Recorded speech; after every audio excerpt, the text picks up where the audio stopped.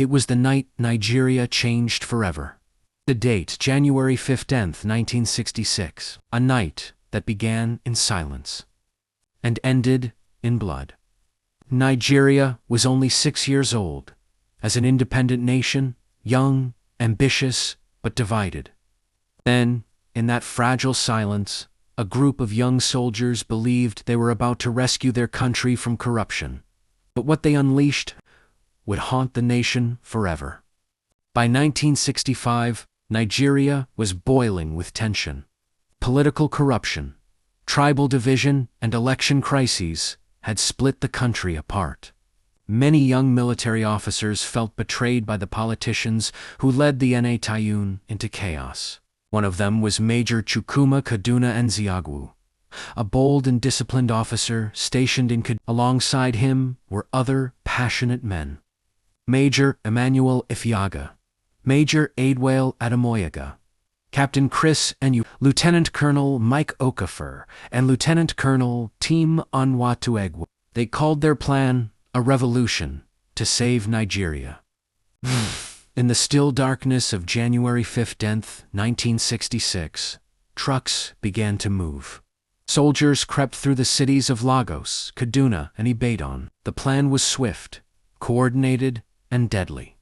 In Kaduna, Major Nziagwu led his men to storm the residence of Sir Amadou Bello, the Sardana of Sokoto and Premier of the Northern Region. Gunfire erupted. The Sardana and his wife were killed. In Lagos, Major Emmanuel Ifeajuna led another team to capture the Prime Minister. Sir Abubakar Tafawa Balewa was taken from his home quietly, but he would never return alive. In Ibadan, Major Ademoyaga led his men to confront Chief Samuel Akintola, Premier of the Western Region. Akintola fought back bravely, but was shot dead in the exchange.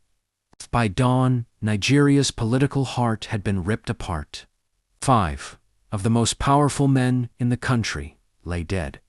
Among those killed were Sir Abubakar Tafawa Balewa, Prime Minister of Nigeria; Sir Ahmadu Bello, Premier of the Northern Region; T. Samuel Akintola, Premier of the Western Region; E. Festus Okotie-Eboh, Minister of Finance; Brigadier Zakaria Maimalare, Commander of the 2nd Brigade, Nigerian Army; Colonel Abogularjama, Commanding Officer, 4th Battalion; Colonel Kur Mohammed, Deputy Quartermaster; Lieutenant Colonel James Payne, Deputy Adjutant General of the Army; Lieutenant Colonel Ralph Shodinde, Commanding Officer, 2nd Battalion.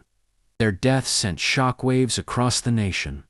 The so-called revolution had turned into a night of executions. The plan was meant to be clean: take out the corrupt, seize power, restore order.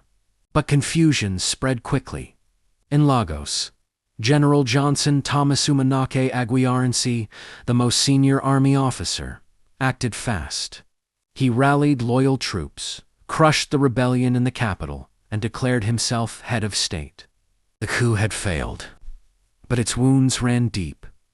Because most of the coup leaders were Igbo officers, many in the north believed it was a tribal plot to wipe out northern leaders. Trust in the army and in Nigeria itself was shattered. Major Nziagwu was arrested. Ifeajuna fled to the east, hoping for protection. Ademoyaga and others were imprisoned. Ironsi promised unity, declaring the end of tribal politics. But his leadership faced hatred from northern officers who saw him as part of the same plot. 6 months later, on July 29, 1966, a counter-coup struck. Northern soldiers, led by Lt. Colonel Murtala Mohammed and Major Theophilus Dianjuma, overthrew Ironsi. He was captured and killed in Ibadan. That cycle of revenge would ignite the fires of the Nigerian Civil War only a year later. The men of January 15th believed they were saving their country. But instead, they set in motion a legacy of coups, mistrust, and bloodshed.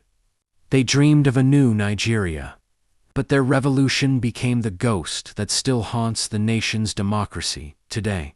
at night. The night Nigeria changed forever was not just the fall of leaders, it was the fall of innocence.